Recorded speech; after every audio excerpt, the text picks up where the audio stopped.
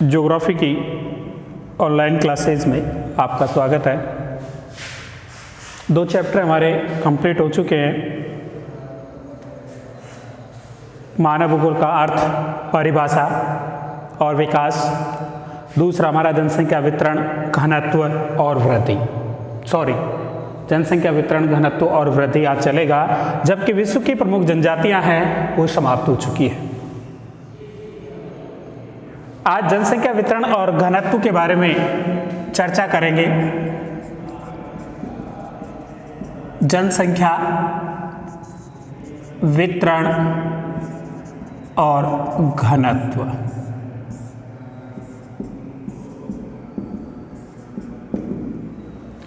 जनसंख्या वितरण और घनत्व। देखिए, जनसंख्या से तात्पर्य देखते हैं कि जनसंख्या क्या है, किसे कहा जाता है, किसे कह सकते हैं अपन जनसंख्या को। अर्थात निश्चित भौगोलिक क्षेत्र में निवास करने वाले लोगों की कुल संख्या एक निश्चित क्षेत्र हो। जैसे ये क्षेत्र है, निश्चित है, इसके बाहर की बात नहीं कर रहे हैं, अंदर वाले हिस्से की बात कर रहे हैं अपन कि एक निश्चित भौगोलिक क्षेत्र हो। ये निश्चित भौगोलिक क्षेत्र हो गया और इसके अंतर्गत जो जनसंख्या या लोग निवास करते हैं, हो सकता है इसके अंतर्गत 100 लोग निवास करते हो। निश्चित भौगोलिक क्षेत्र और इसके अंतर्गत जो लोगों की संख्या है निवास करने वाली वो, और जो अंत प्रजनन क्षमता रखती हो, और ये जो 100 है वो प्रजनन क्षमता रखती हो। 100 लोग हैं वो कैसी क्षमता रखते हो? प्रजनन संख्या, जनसंख्या रखते हो। ऐसे जो क्षेत्र है या इस प्रकार की स्थिति है उसको हम जनसंख्या कहते हैं। निश्चित क्षेत्र में निवास करने वाले लोगों की संख्या जिनमें प्रजनन क्षमता पाई जाती है उन्हें जनसंख्या कहा जाता है। दूसरा है वितरण।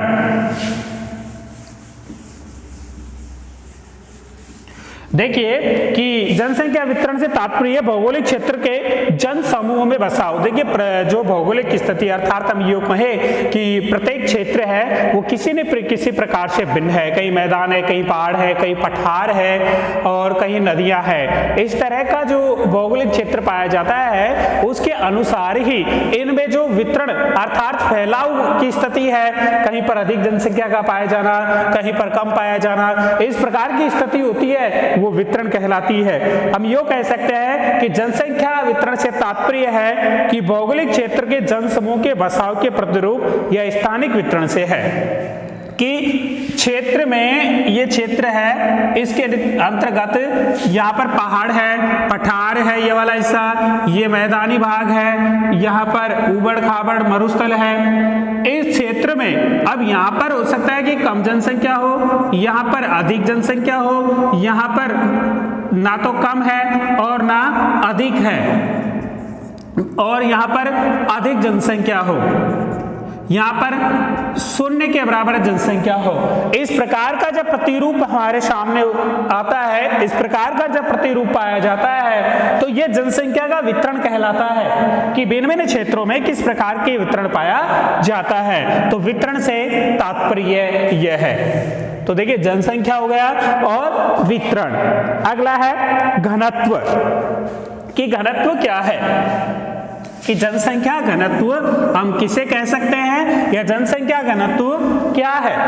तो प्रति वर्ग किलोमीटर क्षेत्र में निवास करने वाले जो लोगों की संख्या है उसे जनसंख्या घनत्व कहा जाता है। अर्थात जनसंख्या यो कहे कि प्रति वर्ग किलोमीटर, ये केंद्र है और इस केंद्र से ये 1 किलोमीटर, इधर 1 किलोमीटर, इधर 1 किलोमीटर, इधर 1 किलोमीटर, अर्थात प्रति वर्ग किलोमीटर क्षेत्र में निवास करने वाले लोग यहाँ पर जो निवास करते हैं, माना कि यहाँ पर 1000 लोग निवास करते हैं, तो प्रति वर्ग किलोमीटर अर्थात 1 वर्ग किलोमीटर में जितनी जनसंख्या पाई जाती है उसको जनसंख्या घनत्व के नाम से संबोधित किया जाता है या जनसंख्या घनत्व कहा जाता है। इसका सूत्र भी है जनसंख्या घनत्व का निकालने के लिए, कई बार परीक्षा में पूछा गया है कि किसी क्षेत्र में जनसंख्या अधिक है, अर्थात जनसंख्या दे दी गई और घनत्व इसके अंतर्गत जनसंख्या हमें दे दी गई और वहां का क्षेत्रफल हमें दे दिया गया। अब पूछा जाता है कि इस क्षेत्र में जनघनत्व कितना होगा, कई बार पूछा गया है परीक्षा में। तो निकालने के लिए सूत्र है जनसंख्या घनत्व बराबर, सूत्र है जनसंख्या घनत्व बराबर कुल जनसंख्या बटा कुल जनसंख्या बटा कुल क्षेत्रफल। इसके माध्यम से हम किसी भी क्षेत्र का जन घनत्व निकाल सकते हैं।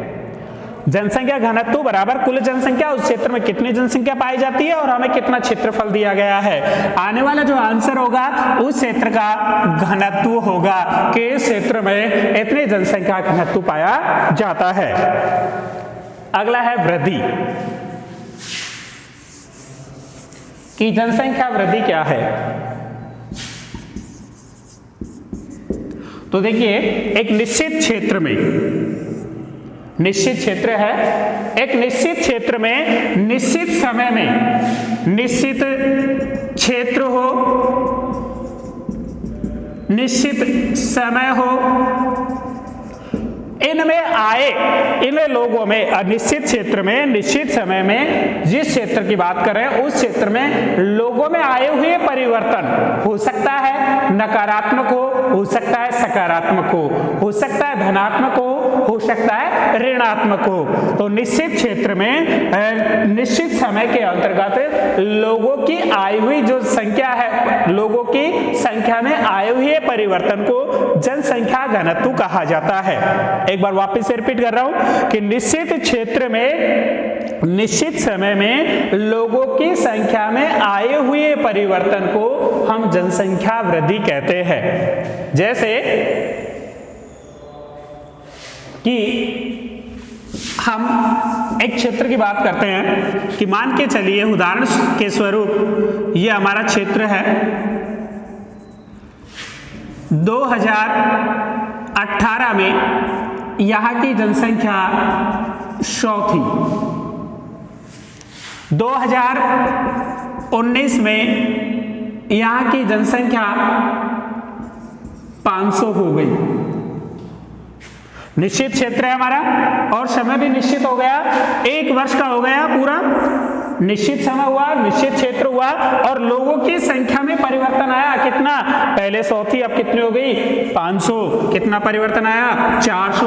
तो 400 लोगों की वृद्धि हुई। कैसी वृद्धि हुई? धनात्मक वृद्धि हुई। ये हुई धनात्मक वृद्धि।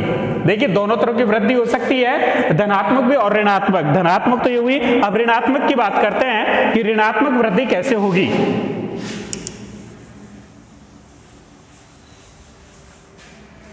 इसी उदाहरण से देखते हैं कि इस क्षेत्र के अंतर्गत 2018 में जनसंख्या थी 100, 2019 में यहाँ की जनसंख्या हो गई 50। हो सकता है कि किसी भी प्रकार की महामारी आई हो या किसी भी प्रकार की प्राकृतिक आपदा आई हो या अन्य कोई कारण हुआ हो जिसके कारण इस क्षेत्र के लोगों की संख्या क्या हुई? कम हुई। अंतर कितना आया? 50 कि यहाँ पर 50 जनसंख्या रह गई। अब परिवर्तन, वृद्धि तो हुई है, देखिए वृद्धि ही कहेंगे, ऋणात्मक घटेगी तब भी वृद्धि कहेंगे और बढ़ेगी तब भी वृद्धि। बढ़ती है उस समय तुम कहते हैं धनात्मक वृद्धि और घटती है उस समय कहते हैं हम ऋणात्मक वृद्धि। तो इस समय इसको कहेंगे हम ऋणात्मक वृद्धि कि इस समय 2018-19 में इस क्षेत्र के अंतर्गत ऋणात्मक वृद्धि हुई है और वृद्धि में अंतर पाया गया है कितना? 50। तो ये कहलाती है जनसंख्या वृद्धि। अब विश्व के जनसंख्या के असमान कुछ वितरण है कि विश्व की जनसंख्या है प्रत्येक क्षेत्र में अलग अलग रूप में पाई जाती है या यूं कहें कि भिन्न भिन्न रूप में पाई जाती है। विश्व के 90% जनसंख्या, विश्व की टोटल जो जनसंख्या है मान के चलते हैं 100%, अब 90% जो जनसंख्या है 10% पर निवास करती है। विश्व की 90% जनसंख्या है मात्र कितने पर निवास करती है? 10% पर।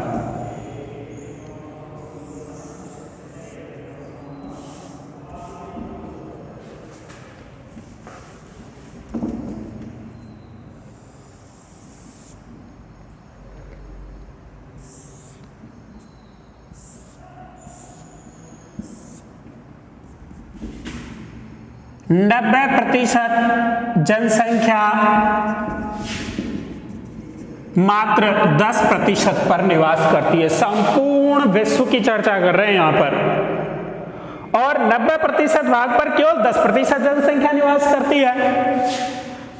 90% भाग है उस पर मात्र 10% जनसंख्या निवास करती है। ऐसा क्यों?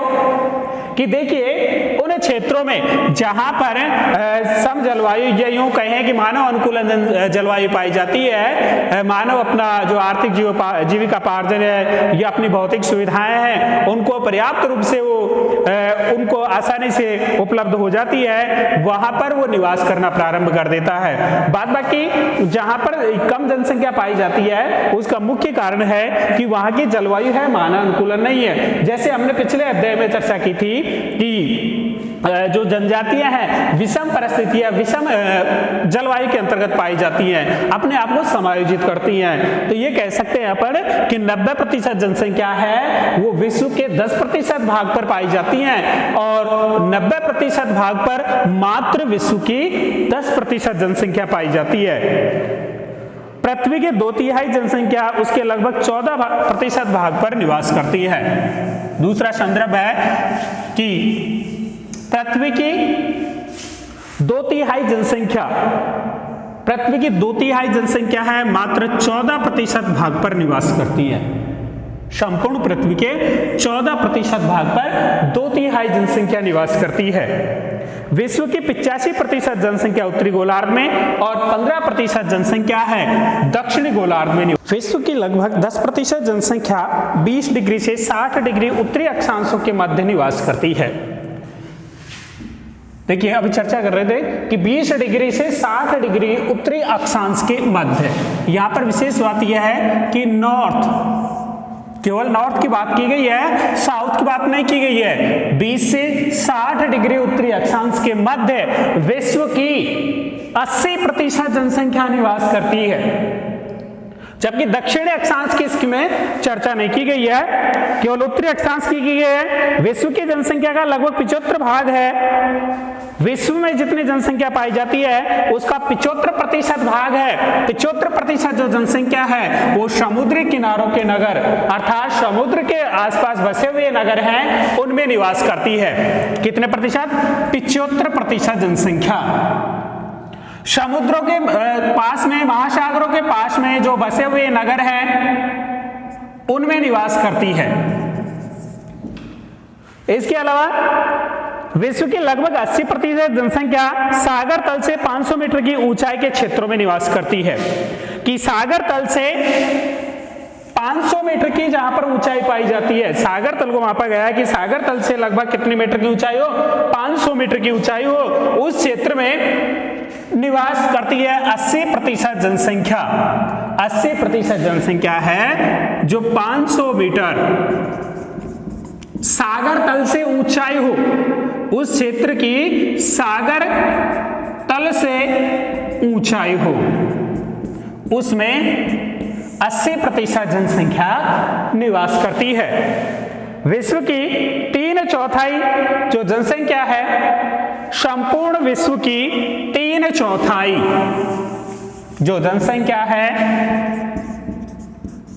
वो मात्र 2 महाद्वीपों में निवास करती है, एशिया और यूरोप। इन दोनों महाद्वीपों में विश्व की 1/4 जो जनसंख्या 3/4 जो जनसंख्या है वो निवास करती है। अब है विश्व जनसंख्या का वितरण, कि विश्व में जनसंख्या है उसका वितरण किस प्रकार पाया जाता है, किस देश में या किस महाद्वीपों में जो भिन्न भिन्न प्रकारों का वितरण घनत्व पाया जाता है। 2013 के अनुसार विश्व की कुल जनसंख्या 714 करोड़ है। 2013 के अनुसार बात कर रहे हैं, 2013 के अनुसार विश्व की जो कुल जनसंख्या है 714 करोड़ है। और विश्व में सर्वाधिक जनसंख्या है वो 60% जनसंख्या है। इसकी 60% जो जनसंख्या है वो केवल एशिया महाद्वीप में निवास करती है। विश्व 2013 के अनुसार विश्व में 714 करोड़ जनसंख्या पाई जाती है, जिसमें 60% जो जनसंख्या है वो मात्र एशिया महाद्वीप में पाई जाती है। अफ्रीका में 15.41, 60% एशिया, 15.41 अफ्रीका,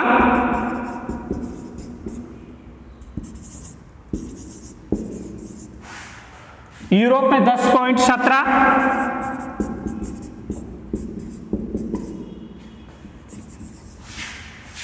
अमेरिका में 7.80,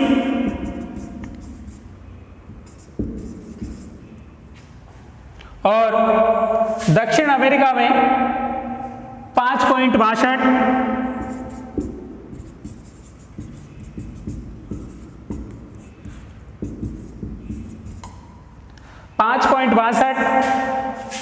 इसके अलावा ओशनिया में जो जनसंख्या पाई जाती है उसका प्रतिशत 0.53% है। विश्व के 10 सर्वाधिक जनसंख्या वाले देशों में, विश्व के 10 सर्वाधिक जनसंख्या वाले देश, उनमें 6 एशिया महाद्वीप में स्थित है। 10 सर्वाधिक जो जनसंख्या वाले देश हैं विश्व के, वो एशिया महाद्वीप में है।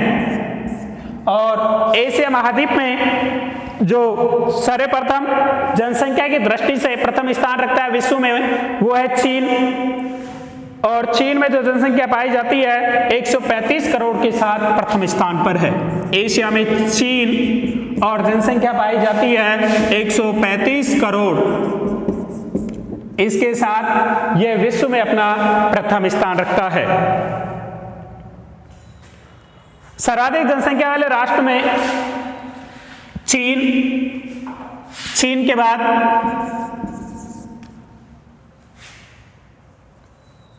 भारत तीसरा स्थान रखता है। संयुक्त राज्य अमेरिका चौथा स्थान है। इंडोनेशिया पांचवा है। ब्राजील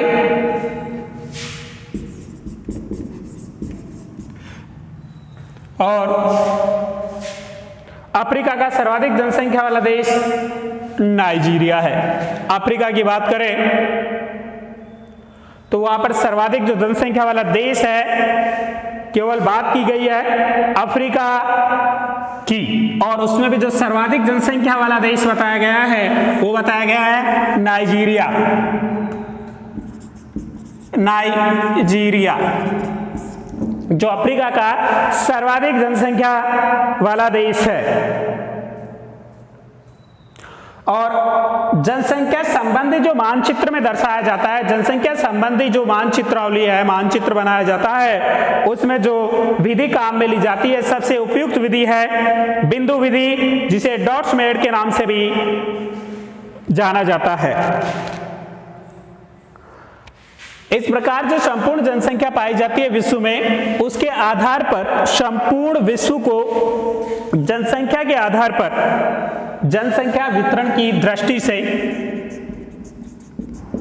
जनसंख्या वितरण की दृष्टि से 4 भागों में विभाजित किया गया है,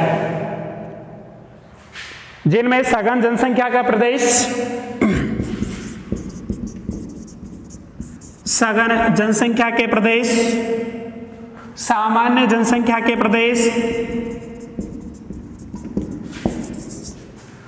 सघन जनसंख्या, सामान्य जनसंख्या और विरल जनसंख्या वाले प्रदेश, और चौथा है अति न्यून जनसंख्या क्षेत्र। अति न्यून जनसंख्या क्षेत्र। इन चार भागों में विश्व की जो जनसंख्या है उसको विभाजित किया गया है, जिसमें पहला है सघन जनसंख्या प्रदेश। इसके अंतर्गत पूर्वी एशिया के चीन, पूर्व एशिया के चीन, उसके अलावा जापान, भारत, पाकिस्तान, बांग्लादेश,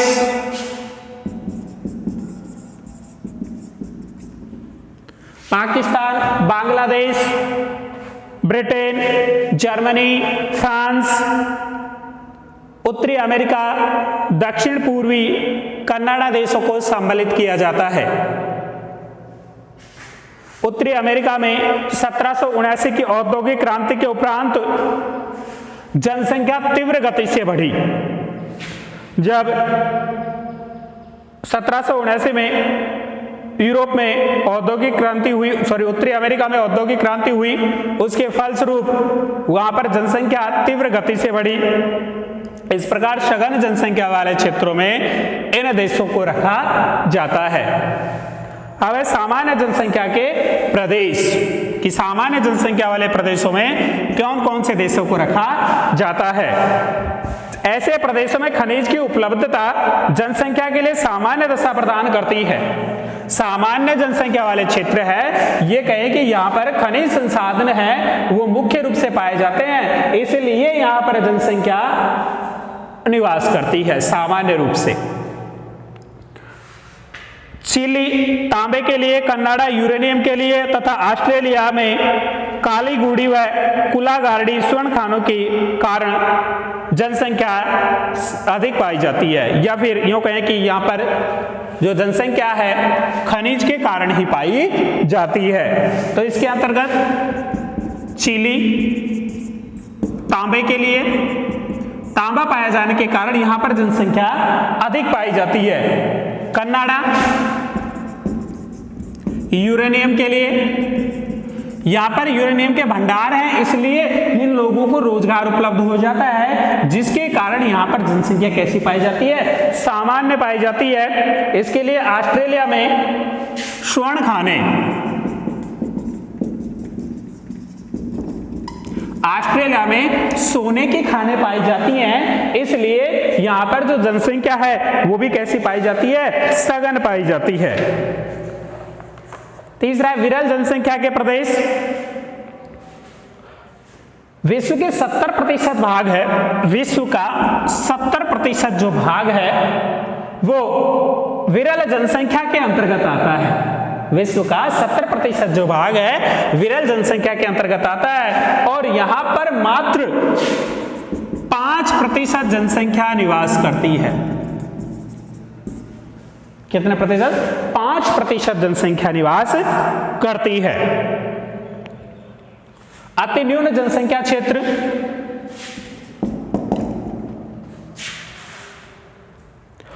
विषम जलवायु पाई जाए, असमतल धरातल के कारण समान नहीं, कहीं मैदान, पहाड़, पठार, इस प्रकार का क्षेत्र पाया जाए। इस धरातल के कारण इस क्षेत्र में जनसंख्या बहुत कम पाई जाती है, और ऐसे प्रदेशों में उष्ण मरुस्थल, विषुवत रेखीय प्रदेश आते हैं। उष्ण मरुस्थल और विषुवत रेखीय प्रदेश अति न्यून जनसंख्या के अंतर्गत सम्मिलित किए जाते हैं। तो इस प्रकार जनसंख्या वितरण को संपूर्ण विश्व में 4 भागों में विभाजित किया गया। सघन जनसंख्या, सामान्य जनसंख्या, विरल जनसंख्या और अति न्यून जनसंख्या। सघन के अंतर्गत चीन, Japan, Bharat, Pakistan, Brazil, Canada, इनको सम्मिलित किया गया। जबकि सामान्य के अंतर्गत चीली तांबे के कारण, कनाडा यूरेनियम के कारण, ऑस्ट्रेलिया स्वर्ण खानों के कारण विरल जनसंख्या मात्र 70% भाग है, 5% जनसंख्या पाई जाती है और अति न्यून जनसंख्या उष्ण मरुस्थल विषुवत रेखीय प्रदेशों में पाई जाती है। अब है जनसंख्या को प्रभावित करने वाले कारक कि जनसंख्या को कौन कौन से कारक हैं जो प्रभावित करते हैं। कई बार पूछा गया है कि जनसंख्या को प्रभावित करने वाले कारक हैं उनको स्पष्ट कीजिए या व्याख्या कीजिए। तो जनसंख्या को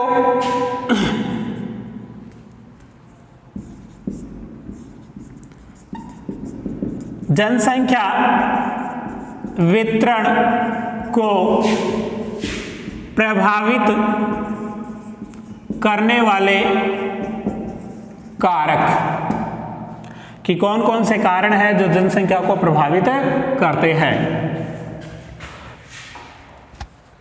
देखिए, इनको मुख्य रूप से अलग अलग भागों में विभाजित कर देते हैं कि भौतिक कारक,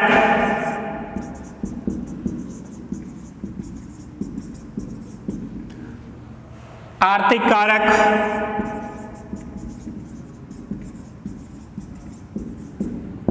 और सांस्कृतिक कारक,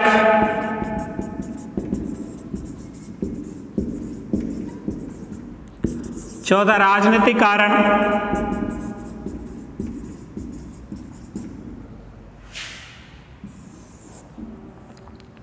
चार मुख्य रूप से जनसंख्या वितरण को प्रभावित करने वाले कारकों को चार भागों में बांटा और भौतिक कारक को पुनः हम फिर से उप विभाजित करते हैं कि भौतिक कारक किस प्रकार, जैसे जलवायु, जलवायु जनसंख्या घनत्व को प्रभावित करती है। उच्चावच, मृदा, जलापूर्ति,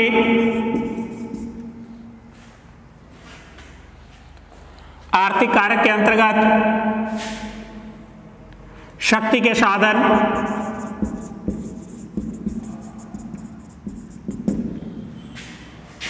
खनिज, खनिज संपदा, नगरीकरण,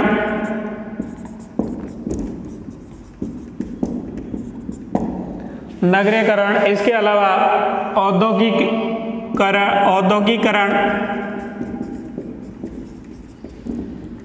आर्थिक कारक मुख्य रूप से इस प्रकार ये कारक हैं जो आर्थिक रूप से प्रभावित करते हैं।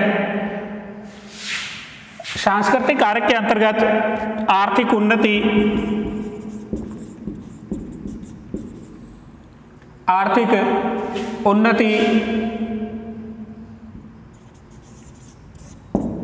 इसके अलावा तकनीकी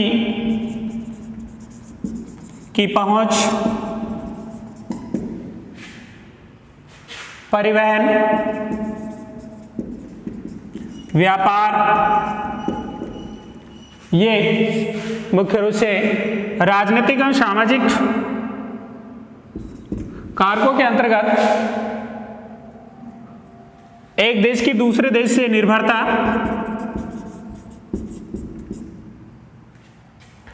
सामाजिक कार्य, रीति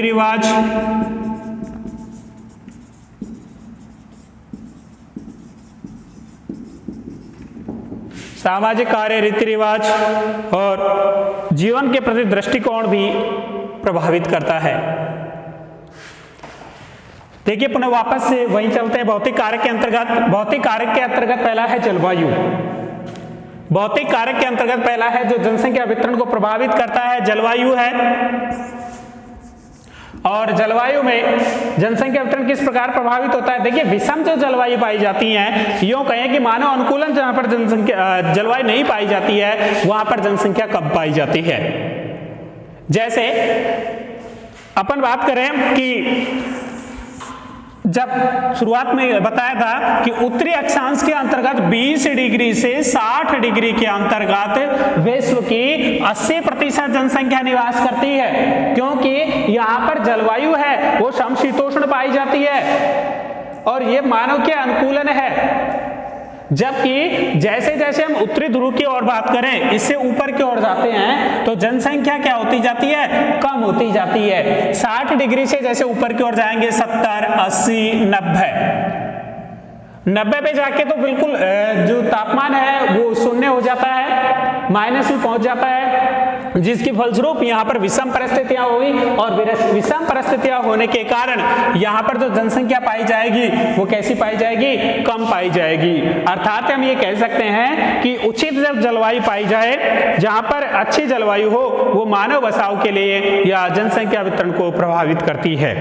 अच्छी जलवायु होगी तो लोगों की संख्या अधिक होगी, और यदि जलवायु विषम है तो वहां पर लोगों की संख्या कम होगी। तो अधिक और कम जो पाई गई है, अधिक पाई गई है एक तरफ और एक तरफ कम पाई गई है, ये अधिक और कम पाया जाना ही असमान वितरण है, अर्थात समान रूप से वितरण नहीं है। अतः जलवायु भी मानव जनसंख्या वितरण को प्रभावित करती है। दूसरा है खनिज, उच्चावच।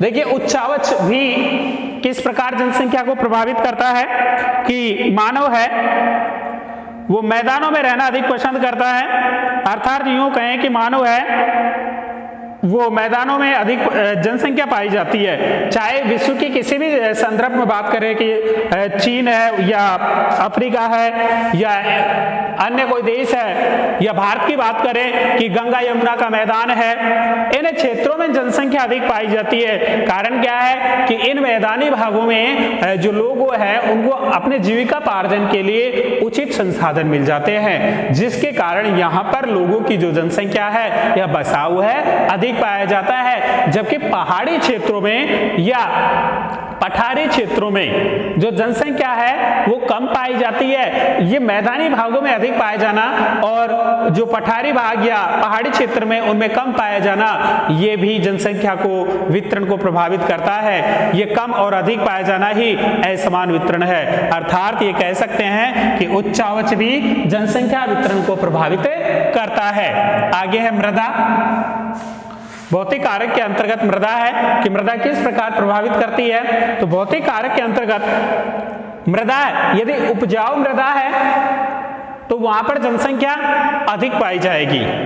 उपजाऊ मृदा है तो वहां पर जनसंख्या अधिक पाई जाएगी। भारत के संदर्भ में बात करें तो भारत के संदर्भ में हम देखते हैं कि जहां पर उपजाऊ मृदा है, भारत कृषि प्रधान देश है और कृषि प्रधान देश होने के कारण अधिकांश जो लोग हैं वो कृषि करते हैं, जिसके फलस्वरूप यहाँ पर लोगों का झुकाव रहता है कि जहाँ पर उपजाऊ मृदा है वहाँ पर उनका जमाव अधिक पाया जाता है, लेकिन कम उपजाऊ मृदा है वहाँ पर लोगों का बसाव कम पाया जाता है। इसके कारण ये असमान वितरण मृदा पर भी निर्भर करता है। अर्थात ये कह सकते हैं कि मृदा भी जनसंख्या वितरण को प्रभावित करती है। जलापूर्ति, देखिए जल है तो चांद है, जल है तो कल है। अर्थात हम प्राचीन सभ्यताओं की बात भी करें, जैसे सिंधु घाटी सभ्यता की बात करें तो सिंधु घाटी सभ्यता में भी जो लोगों का बसाव है या प्रारंभ में जहां पर रहना प्रारंभ किया वो सिंधु नदी के आसपास ही रहना प्रारंभ किया था, क्योंकि मानव की जो आवश्यकता है वो क्या है, पहली जल के बिना मानव कुछ भी नहीं कर सकता। जब जल आसानी से उपलब्ध हो जाता है उसको, तो वहां पर वो कृषि या अन्य औद्योगिक धंधे या अपने जीविकोपार्जन के लिए अन्य स्रोत अपना लेता है। फलस्वरूप जलवायु जनसंख्या का वितरण है वो भी जलापूर्ति को प्रभावित करता है। जिन क्षेत्रों में जल आसानी से उपलब्ध हो जाता है वहां पर जनसंख्या अधिक पाई जाती है, और जिन क्षेत्रों में जल आसानी से उपलब्ध नहीं हो पाता है वहां पर जनसंख्या कम पाई जाती है। बात करते हैं भारत के संदर्भ में ही कि एक क्षेत्र है जहां पर जनसंख्या अधिक पाई जाती है, गंगा ब्रह्मपुत्र का मैदान। वहीं दूसरी और राजस्थान की बात करें तो राजस्थान में जो जैसलमेर, बीकानेर, बाड़मेर वाला क्षेत्र है वहां पर क्षेत्रफल तो अधिक है लेकिन जनसंख्या कम पाई जाती है। कारण यही है कि वहां पर जलापूर्ति नहीं हो पाती है, और ये जलापूर्ति नहीं होना, एक दूसरे से भिन्न प्रकार हो जाना संपूर्ण विश्व में भी इसी प्रकार की प्रतिक्रिया है, और इस प्रकार के जो जनसंख्या असमान वितरण पाया जाता है यह जनसंख्या वितरण को प्रभावित करता है। आगे है आर्थिक कारक कि आर्थिक कारक किस प्रकार प्रभावित करता है जनसंख्या वितरण को। तो पहला है शक्ति के साधन। कि शक्ति के साधन किस प्रकार करते हैं। देखिए जहां पर शक्ति के साधन आसानी से उपलब्ध हो जाएं तो वहां पर जनसंख्या वितरण अधिक पाया जाता है, जनसंख्या जो है वो सघन पाई जाती है, क्योंकि आसानी से, जैसे शक्ति के साधनों की बात करें कि कारखाने हैं या उनको अन्य सुविधाएं उपलब्ध है। इसके अलावा खनिज, देखिए मानव की जो परम आवश्यकता है वो है रोजगार, अपने परिवार का जीविकापार्जन के लिए वो रोजगार की तलाश में या रोजगार करने के लिए प्रवास करता है। प्रवास चाहे स्थानीय प्रवास हो, प्रादेशिक प्रवास हो, अंतर्राज्यीय प्रवास हो, राज्य प्रवास हो या विदेशी प्रवास हो, किसी भी प्रकार का प्रवास हो सकता है, केवल किसके लिए? रोजगार के लिए। अब जहां पर खनिज संसाधन उपलब्ध है, जहां पर खनिज संसाधन उपलब्ध होंगे वहां पर जनसंख्या का जमाव भी अधिक पाया जाएगा। जैसे पिछले हमने जनसंख्या वितरण के अंतर्गत विश्व को 4 भागों में बांटा, वहां पर जो दूसरा वाला जो जनसंख्या समूह था उसके अंतर्गत यही देखा था कि जहां पर तांबा पाया जा रहा है, यूरेनियम पाया जा रहा है और सोना पाया जा रहा है, वहां पर जनसंख्या अधिक पाई जा रही है। क्योंकि वहां पर रोजगार के साधन उपलब्ध है। इसलिए जनसंख्या वितरण को भी जो खनिज संपदा है वो भी प्रभावित करता है। आगे है आर्थिक कारक के अंतर्गत ही नगरीकरण, अर्थात जिन देशों में नगरीकरण अधिक पाया जाता है, जिन क्षेत्रों में नगरीकरण अधिक पाया जाता है वहां पर जनसंख्या का जमाव अधिक पाया जाता है, और फलस्वरूप जहां पर ग्रामीण क्षेत्र पाया जाए वहां पर जनसंख्या कम पाई जाती है। अर्थात भिन्न भिन्न असमान जनसंख्या का अधिक और कम पाया जाना, अर्थात नगरीकरण ये बढ़ावा देता है कि वहां पर जो सुविधाएं हैं वो पर्याप्त रूप से है, तो लोगों का झुकाव नगर की तरफ चला जाता है और इस प्रकार जो जनसंख्या है वो असमान हो जाती है, अर्थात एक तरफ अधिक पाई जाती है और दूसरी तरफ कम पाई जाती है। आगे है अगला कारक, इसमें तकनीकी तक पहुंच का स्तर, औद्योगिकरण, कि जहां पर मुख्य रूप से इंडस्ट्रीज एरिया है या उद्योग धंधे अधिक पाए जाते हैं वहां पर भी जनसंख्या का समूह या जनसंख्या अधिक पाई जाती है, और जहां पर रोजगार के साधन उपलब्ध नहीं है वहां पर जनसंख्या कम पाई जाती है। अर्थात औद्योगिकरण भी जनसंख्या वितरण को प्रभावित करता है। सांस्कृतिक कारक, आर्थिक उन्नति, जिसमें पहला कि जिन क्षेत्रों की या जिन देशों की या जिस राज्य की या जिस क्षेत्र की बात करें वहां की आर्थिक उन्नति अधिक है, यदि आर्थिक क्रियाएं डेवलपमेंट है या आर्थिक प्रक्रियाएं हैं वो चरम सीमा पे हैं तो वहां पर जनसंख्या का जो वितरण है सघन पाया जाएगा, और जहां पर आर्थिक उन्नति न के बराबर है वहां पर जनसंख्या शून्य पाई जाएगी। तकनीकी पहुंच, कि जिन क्षेत्रों में तकनीकी पहुंच अधिक है, कि तकनीकी नई नई चीजें या नई नई वस्तुओं का आविष्कार या नई नई जो सुविधाएं मिल रही हैं वहां पर भी जनसंख्या का अधिक पहुंच या जनसंख्या अधिक पाई जाएगी। परिवहन, जहां पर पर्याप्त रूप से या आसानी से परिवहन के साधन उपलब्ध हो जाए, जिन क्षेत्रों में, जिन राज्यों में, जिन देश में वहां पर परिवहन के साधन आसानी से उपलब्ध हो जाते हैं उन क्षेत्रों में भी जनसंख्या अधिक पाई जाती है।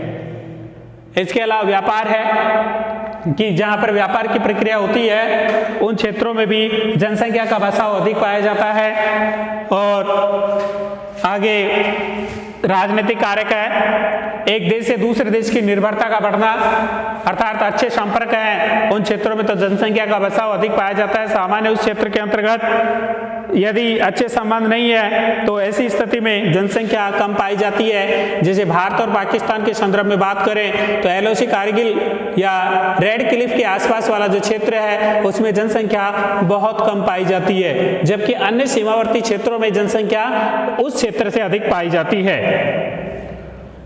सामाजिक कार्यों में या रीति रिवाज है वो भी जनसंख्या समूह को प्रभावित करते हैं। धार्मिक विश्वास या प्राकृतिक दृष्टिकोण भी जनसंख्या को प्रभावित करता है। आगे हम कल पढ़ेंगे जनसंख्या का महासमूह। धन्यवाद।